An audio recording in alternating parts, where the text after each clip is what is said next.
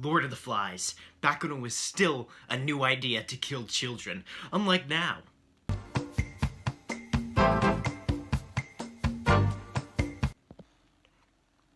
However, Lord of the Flies goes so much deeper than those other books with its grand allusions and metaphors. Also, it's multiple pages describing rocks, but we're not going to mention that part. Flies makes some pretty deep connections to a pretty well-known book. You may have heard it. It's called the Bible.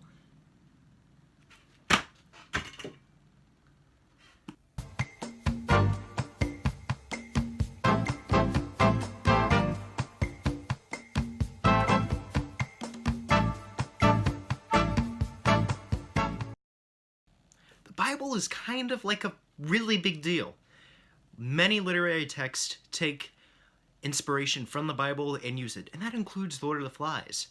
Now, I could spend a full hour explaining the Bible and all 1,130 of its pages, or I could give you the really important stuff to Lord of the Flies, so I think I'm going to go with option B.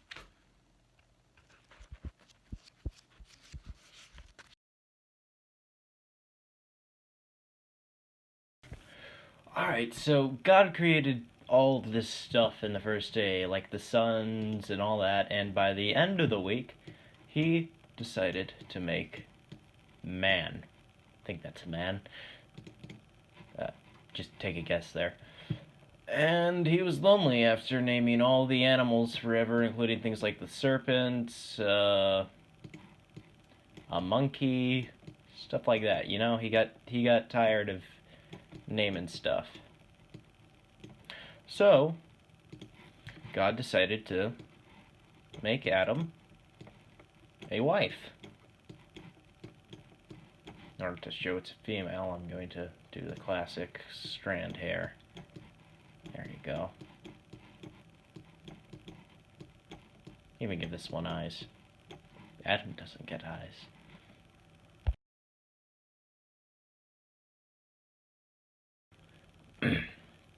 Alright, so, you know, Eve stumbles upon this tree, and God tells them not to eat from this tree because the apples of knowledge of life and death and all that wacky stuff. So then, a serpent, you know, everyone's favorite, decides, oh, this is a great plan. I'll get them to eat the apple, and then God will love me more than these humans. The snake turned out to be Lucifer, by the way, and Lucifer is now the devil. So, the snake told Eve that they would let him eat from the apple and they would be like God. So Eve was like, totally, sure, sounds like a great plan, let's do it.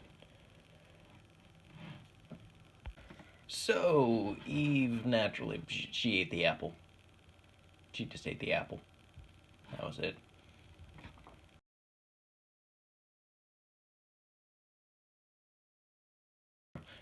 And then Adam ate some.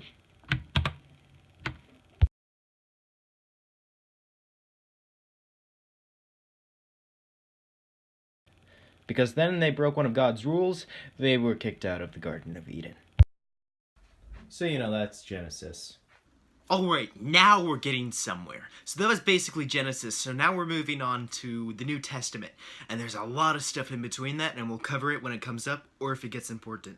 So the New Testament is about Jesus. He's a pretty important figure. I'll show a picture of him right there. With the New Testament, we have a lot to cover. It mostly goes about a guy named Jesus. I hope you've heard of him. 100% man, 100% God, etc., etc., etc. The thing about Jesus is he is the Son of God, born of a virgin, lived his life as a carpenter, and died for our sins. That's the important stuff. He was crucified, which is why we have the cross, and crucifixion is probably the second worst way to go, besides maybe drowning, would be my guess. Jesus also performed miracles like curing people of leprosy, blindness, and he raised someone from the dead, too, which is quite miraculous. His sacrifice is the reason we are still here. He also had 12 apostles, one of them who ended up betraying him, which is why in the painting of the Last Supper, Judas is looking away from Jesus, because Jesus was claiming that one of them was going to betray him because he knew. Being the Son of God and a miracle worker. He also was a gigantic thorn in the Roman Empire's side, so that's why they killed him. He died, then 3 days later, he rose from the dead, hung out a while, and then just floated to heaven. And I don't mean he died, he literally just kind of floated to heaven. which made it even more popular and started Catholicism, which is where a lot of the book Lord of the Flies takes inspiration from, especially in its characters within the New Testament. An important thing to take note of is that Simon represents Jesus. They both sacrifice themselves. They're both willing to help out. You see this through Jesus' many acts. And Simon, for example, when he helped with Ralph build the shelters when everyone else went off to play and have fun. They're both great with animals and feel comfortable in bad places and were confronted by the devil. Jesus, when he was walking through the desert with eating nothing for like 22 days. And Simon, when he's confronted by Beelzebub, who is not actually the devil, but pretty much is the devil.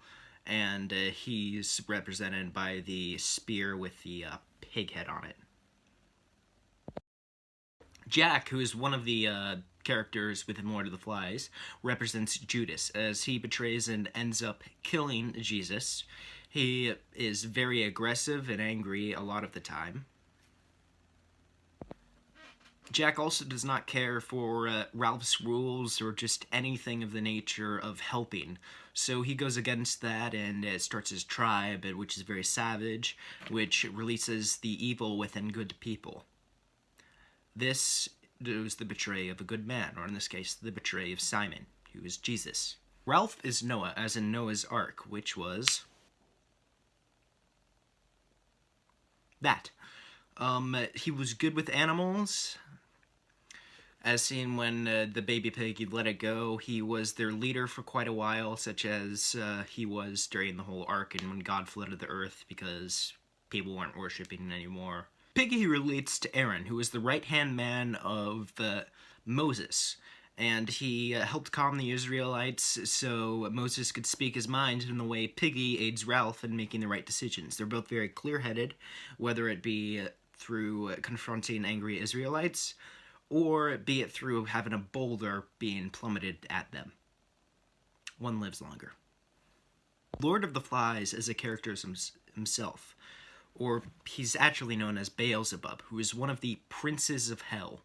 He is prince of hell along with Lucifer, Ammon, Leviathan, and a few others. He is the prince of gluttony, which when you think about it makes sense. The boy's obsession with eating the meat of the pigs, which is in Judaism considered unclean.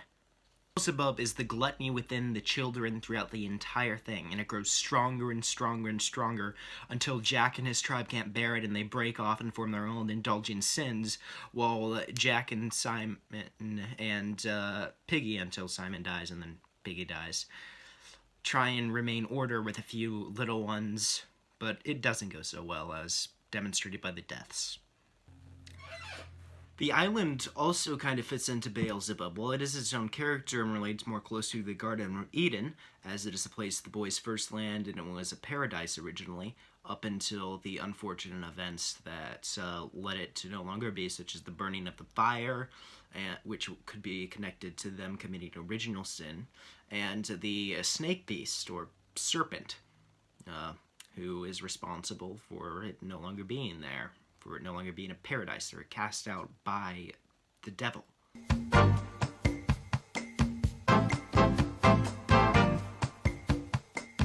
So now that we've covered the Bible and other texts similar to the Bible, I think it's time we move on to something a bit darker. H.P. Lovecraft, Cthulhu Mythos. The island relates to Dagon. Okay, I can't do that for long.